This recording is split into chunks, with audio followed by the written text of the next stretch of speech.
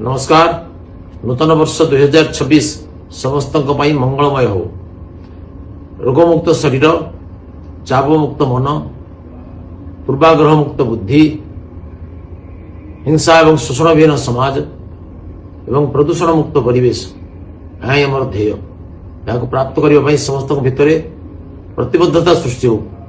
परमेश्वर कृपारू पृथ्वी विश्व बल मुक्त हो, भयंकर प्रदूषण मुक्त हो, भ्रष्टाचार मुक्त हो।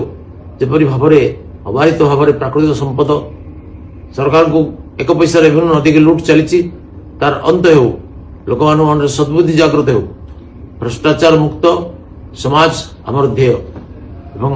आशा करी परमेश्वर कृपारू आम एक सुस्थ एवं निरामय समाज गठन में सहयोगी होगा। माननीय प्रधानमंत्री श्रीमान नरेंद्र मोदी जो नुआ भारत विकसित भारत कल्पना कर साकार करने समस्त भूमिका सुनिश्चित हो।